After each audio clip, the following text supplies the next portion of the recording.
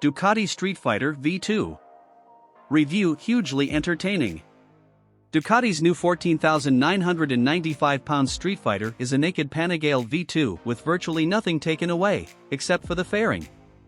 And that's a very good thing because Bologna's baby superbikes have always had a sublime balance of power and handling, a bit like Suzuki's old GSX or 750.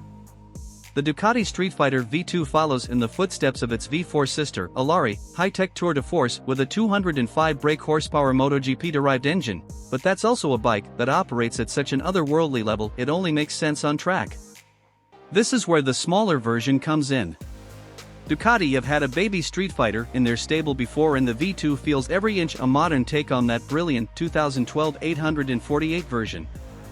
It's just as nimble with a supermoto stance, but more powerful, refined, and thanks to modern riding aids, safer, too. Ride quality and brakes. The Streetfighter V2 uses the same cast aluminum airbox frame as the Panigale V2, not the V4's partial twin-spar frame, and shares its wheels, 17-liter fuel tank, tail unit, and fully adjustable show of forks and sax shock, albeit with more road-based damping settings. Monoblock M4.32 Brembos and self-bleeding master cylinder are carried over, too, but the brake pads are less aggressive, but still powerful and free from unwanted ABS intervention. Styling and straight bars mimic the Streetfighter V4, but despite having no fairing, or wings, they're extra if you want them. The V2 weighs the same claimed 200 kilograms. Engine. Its 955 cubic centimeters V-twin Super Quattro engine is slightly detuned, simply because with its new nose it can't run the Panigale V2's gaping central air duct. It's down just 2 brake horsepower to 151 brake horsepower, and there's 2 lb-ft less torque, but it has a wide spread of easy-to-grab power, a hunger for revs, and a booming exhaust note from its underslung can. It's also Ducati's first twin with dedicated torque maps for groups of gears, so power delivery from first to third is slightly mellower than the upper cogs.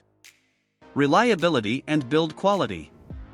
Build quality and attention to detail is excellent, and MCN's online owners' reviews for the virtually identical Panigale 959 and V2 show them to be mechanically and electronically reliable. Servicing costs are made more bearable with its 15,000-mile Desmo valve check intervals. Minor services are every year and 7,500 miles. Value versus rivals. From a performance and price point of view, the Ducati Streetfighter V2 sits nicely in the middle ground between a middleweight sports naked and full-blown big cube super naked.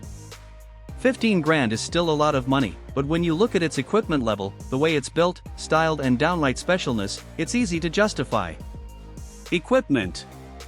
There's no semi-active suspension, leans, and its 4.3 inches color TFT dash is on the small side, and doesn't have Bluetooth connectivity, but the Streetfighter V2 comes with everything else: Brembos, Pirelli Diablo Rosso 4 rubber, traction control and cornering ABS, with slide control, an up/down quickshifter, anti-wheelie, engine braking control, 3 riding modes, sport, road, wet, all with more road bias settings compared to the Panigale V2. Although its 4.3 inches color TFT display is small, perfectly formed and useful, you'd expect something a little bigger and with Bluetooth connectivity for the price.